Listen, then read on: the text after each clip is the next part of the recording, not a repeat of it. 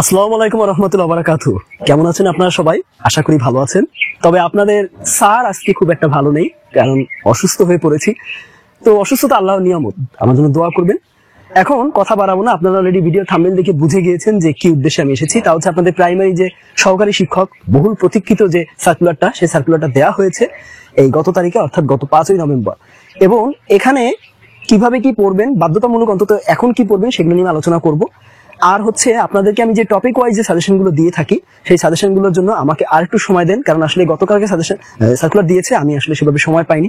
আমি কথা দিচ্ছি আমি একটু সুস্থ হই 3 থেকে 4 বা সর্বোচ্চ 5 দিনের ভিতরে আপনাদেরকে আমি সাজেশনটা দিয়ে দিব, যেভাবে প্রাইমারি প্রধান শিক্ষকের বেলা দিয়েছিলাম। ওইটা কিন্তু সাজেশন হবে, সিলেবাস না। সিলেবাস হচ্ছে আপনাদের যে নিয়োগ সহায়িকা বইগুলো আছে সেই বইগুলোতে আপনারা পেয়ে যাবেন। নিয়োগ সহায়িকা বই কোনগুলো পড়বেন সহকারী শিক্ষকের জন্য বা কোনটা পড়বেন আমি জানিয়ে দিব ইনশাআল্লাহ। তো আমি শুরু করি আমার আলোচনা। খেয়াল করেন, দেখুন, বিভাগ 6টি, অর্থাৎ 6টি বিভাগের জন্য এই সার্কুলারটা দেওয়া হয়েছে।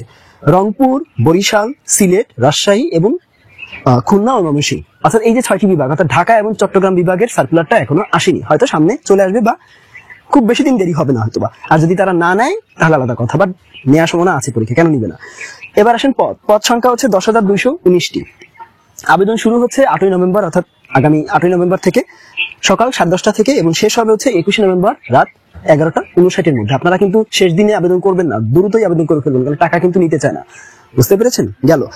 এখন সবার প্রথমেই আপনারা যে বিষয়গুলো পড়বেন আর কি, অর্থাৎ যেগুলোর জন্য আমি এসেছি মূলত, যেগুলো আপনাদের সব থেকে বাধ্যতামূলক পড়া, আমি খুব গুরুত্ব দিয়ে বলবো, একটু ভালো করে গুরুত্ব দিয়ে শুনবেন।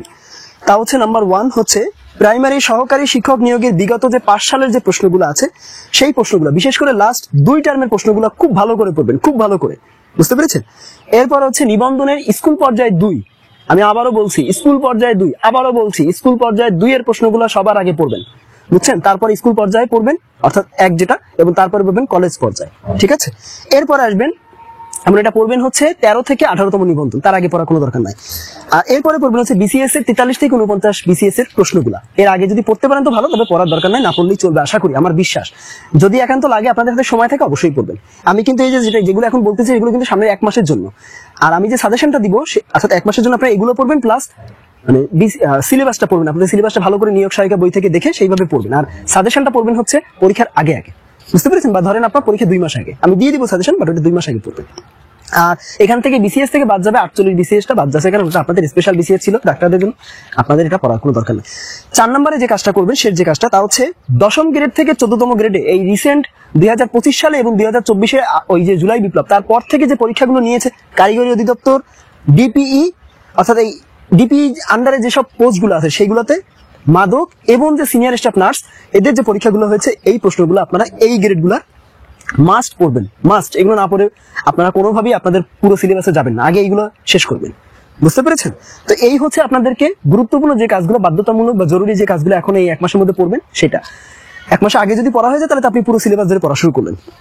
এখন শেষ যে বিষয়টা, তা হচ্ছে নিয়োগ সহায়িকা বই আপনারা কোনটা পড়বেন।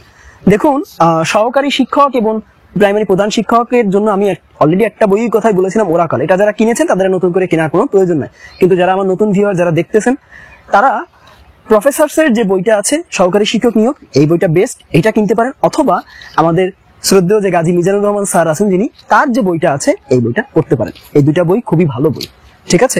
আমার বিশ্বাস, আমি নিজে যখন আমি প্রাইমারি দিয়েছি আমি পড়েছিলাম, আমি জানি। আর একটা কথা, শেষ যে কথা, সদরে যারা পরীক্ষা দিবেন এরা খুব সাবধান। দেখুন, সদরগুলোতে কিন্তু আপনার মানে পোস্ট কিন্তু কম ফাঁকা থাকে। আমি আমার 19 সালে যখন পরীক্ষা দিয়েছিলাম, আমার 80-র ভিতরে 73টা হয়েছে। 73টা, বিশ্বাস করেন ভাই, 73টা আমি পেরেছি। সেক্ষেত্রে তখন আমাদের 13 জনকে ডেকেছিল, নারীও ছিল পুরুষও ছিল, 13 জনকে ডেকেছিল। আমি সিরিয়ালে ছিলাম 4 থেকে 5-এর মধ্যে। বুঝতে পেরেছেন? এটা কিন্তু এমনি সিরিয়াল করেছে, রোল আই সিরিয়াল, কিন্তু আমার বিশ্বাস ছিল আমি টপ ক্লাসে ছিলাম, অর্থাৎ ফার্স্ট বা সেকেন্ড ছিলাম। যেহেতু 73টা পারা কিন্তু এত সহজ ছিল না, 19 সালের কথা বলছি। আমার কিন্তু চাকরি হয় নাই। বুঝতে পেরেছেন? কোটা ছিল, নারী কোটা, প্লাস আরো অনেক ঝামেলা ছিল। আর আওয়ামী লীগ কি করেছে তো আপনার নতুন করে বলার কিছু নাই। প্রাইমারি গুলোতে বেশিরভাগই এমপির ফোনের মাধ্যমে নিয়োগ হতো, বুঝছেন? এটা আশা করি এখন হবে না, কিন্তু তারপরে সাবধান, কারণ আপনাদের কিন্তু 70+ না পেলে, বুঝতে পেরেছেন, এই যে সিলেবাস, এই যে সার্কুলার 80-র মধ্যে যদি পরীক্ষাটা হচ্ছে, যেহেতু 80 হওয়ার কথা, আমি মানে আর একটু ভালো করে খেয়াল করে নেবেন, আশা করি 80 বাইরে যাবে না, মানে এক্সট্রা 100 হওয়ার কথা নেই, 80তেই পরীক্ষা হবে আগের মতোই। তাই যদি হয় 70 না পেলে যারা সদরে আছেন তারা কোনোভাবেই আপনারা মানে শিওর থাকেন আপনাদের চাকরি হবে না, পাশ করবেন ঠিকই, ভাইবা যাবেন, চাকরি হবে না। তো সেইভাবে পড়াশোনা করেন, 70 আপ পান এবং 70 থেকে 75 এর মধ্যেই থাকেন, অর্থাৎ 71 থেকে 75 মধ্যে থাকেন, চাকরি হলেও হওয়ার সম্ভাবনা সবচেয়ে বেশি। তো ভালো থাকবেন, তাহলে দেখা হচ্ছে আমার সেই সাজেশন ভিডিওতে, বা আরো কোনো যদি সরকারি শিক্ষক নিয়ে আপনারা কোনো অনুরোধ করে থাকেন আমি সেগুলো নিয়ে আসবো ইনশাআল্লাহ। আমার জন্য সুস্থতার জন্য দোয়া রাখবেন। আজকের মতো এখান থেকে বিদায় নিচ্ছি, ভালো থাকবেন সবাই। আসসালামু আলাইকুম ওয়া রাহমাতুল্লাহি ওয়া বারাকাতুহু। আল্লাহ হাফিজ।